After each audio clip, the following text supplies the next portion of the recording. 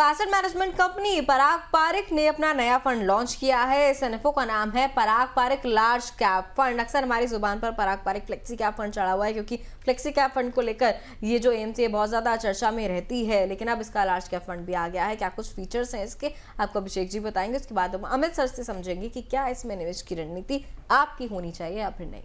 बिल्कुल सही बताया दिव्या। पराग पारिक फ्लेक्सी कैप को एक तरह से सिनोनिम बोला जाता है फ्लेक्सी कैप फंड्स के लिए, क्योंकि जब भी हम लोग बात करते हैं पराग पारिक फ्लेक्सी कैप की तो पराग पारिक फ्लेक्सी कैप यहाँ पर सबसे ज़्यादा जहन में आता है। जैसे कि नाम बताया, पराग पारिक लार्ज कैप फंड लेकर आया है। इसी चीज़ की कमी थी जो कि इसने यहाँ पर पूरी कर ली है। निफ्टी 100 TRI रिटर्न इंडेक्स इसका वो रहेगा बेंचमार्क, यानी कि जो टॉप 100 कंपनीज होंगी देश की, उसमें चुनिंदा कंपनियों में यहाँ पर निवेश किया जाएगा। एक्टिव फंड रहेगा, फंड मैनेजर का यहाँ पर पूरा यहाँ पर योगदान रहेगा। सब्सक्रिप्शन की अगर बात करें तो फिर 19 जनवरी यानी कि परसों से ये खुल गया है और 30 जनवरी तक आप इसमें सब्सक्राइब कर सकते हैं। अलॉटमेंट इसका 4 फरवरी को मिल जाएगा। मिनिमम निवेश इसमें 1000 रुपये की आप SIP और 1000 रुपये का लमसम निवेश इसमें कर सकते हैं। एग्जिट लोड की कोई चिंता नहीं है, निल रहेगा, कभी भी एग्जिट करिए, कोई दिक्कत नहीं होगी।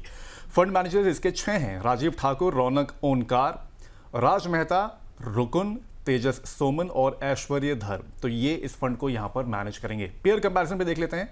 कई सारे फंड्स हैं जो कि लार्ज कैप तो वैसे बहुत बड़ी कैटेगरी होती है और पिछले काफ़ी सालों से, चाहे 1 साल हो, चाहे फिर 5 साल हो या फिर 10 साल हो, बहुत अच्छे परफॉर्म यहाँ पर कर रहे हैं। तो अगर हम फंड की बात करें यहाँ पर, तो Nippon India large cap fund यहाँ पर नंबर 1 पर है 19.49% के साथ। उसके बाद है ICICI प्रूडेंशियल का लार्ज कैप फंड, जिसने 17.22% का रिटर्न दिया है पिछले 5 साल में। ये एनुअलाइज रिटर्न की बात हो रही है। उसके बाद है इन्वेस्को इंडिया का लार्ज कैप फंड 16.60%, HDFC का लार्ज कैप फंड जिसने दिया है 16.56% रिटर्न, और टाटा का लार्ज कैप फंड यहाँ पर 15.62% का एनुअलाइज रिटर्न देता हुआ नजर आया है पिछले 5 साल में। चलिए, तो ये हो गई टॉप फंड्स की बात। अब आते हैं अमित सर के बाद। सर, बाजार लार्ज कैप म्यूचुअल फंड से जुड़ी पहले से ही करीब 33 स्कीम्स यहाँ पर हैं। इन सबके बीच पराग पारिक का जो ये लार्ज कैप फंड है सर, अपनी छाप कैसे छोड़ पाएगा? क्या लग रहा है इसके पीछे आपको? देखिए, बाकी तो टाइम के साथ पता लगेगा, बट पराग पारिक कुछ चीजों के लिए अलग से माना जाता है, जैसे कि वो उसकी डिसिप्लिन इन्वेस्टमेंट फिलॉसफी एक अलग है। उसके कुछ रिस्क मैनेजमेंट के टूल्स थोड़े से अलग हैं। वो बड़े अग्रेसिव कैश कॉल्स लेता है, वो आमतौर पे हर फंड नहीं लेता। उसका भी उसे फायदा मिलता है। फ्लेक्सी कैप में तो वो फॉरेन इक्विटी भी लेता है। लार्ज कैप में हम देखेंगे आगे जाके कि वो किस तरह की चीजें ऐड करेगा, बट ये लॉन्ग टर्म के लिए माना जाता है। पराग पारिक के फंड जो है अच्छे चलते हैं।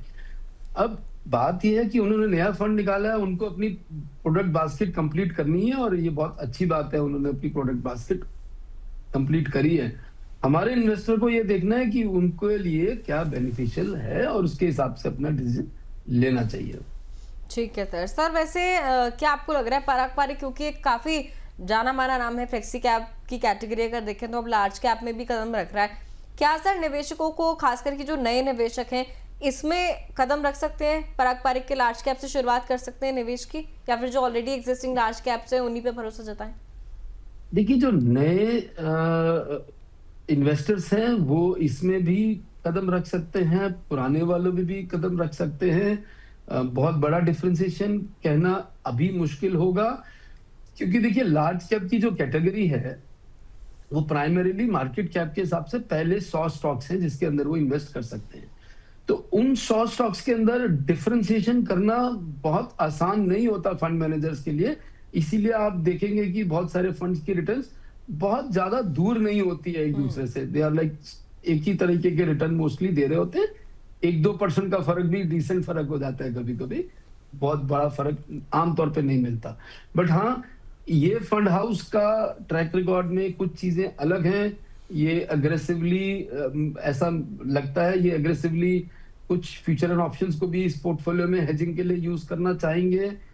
ये कैश कॉल्स भी लेते आए हैं पहले, तो ये अलग से कुछ दिखना चाहिए। आगे इनके साथ कुछ डिफरेंशिएशन फैक्टर की उम्मीद हम करते हैं, मगर अभी जब पोर्टफोलियो बना नहीं है, बिल्कुल नया है, तो इस पे टिप्पणी करना थोड़ा मुश्किल काम है। बट हाँ, all the best to Parag Parikh for this new fund. हम उम्मीद करते हैं ये फंड भी फ्लेक्सी कैप की तरह बहुत अच्छा पॉपुलर फंड बने उनका, क्योंकि पराग पारिक क्वालिटी के ऊपर बहुत फोकस करके एक लॉन्ग टर्म पोर्टफोलियो बनाता है। मुझे याद है कुछ टाइम पहले मैं इनकी वेबसाइट देख रहा था, तो उनके पोर्टफोलियो में एक लिखा हुआ था कि कोई भी इन्वेस्टर अगर 5 साल से कम के लिए इन्वेस्ट करना चाहता है तो कृपया करके हमारे पास ना आए।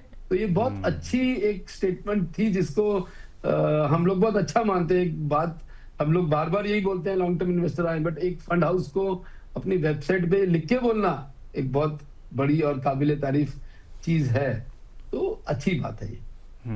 Sir large cap fund mostly वैसे सेफर फंड्स भी बोले जाते हैं, लेकिन अगर रिस्क की बात करें सर, इसमें कुछ छिपे हुए रिस्क भी होते हैं जिसका निवेशकों को ध्यान रखना चाहिए जब वो निवेश कर रहे हो?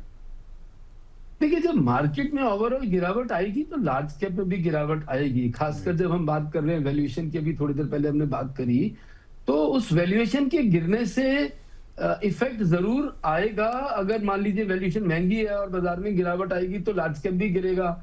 अगर स्मॉल कैप मिड कैप महंगा होगा और बाजार गिरेगा तो वो ज्यादा गिरेंगे। अब जो चीज जितनी ज्यादा महंगी होगी गिरावट में वो उतनी ज्यादा गिरेगी।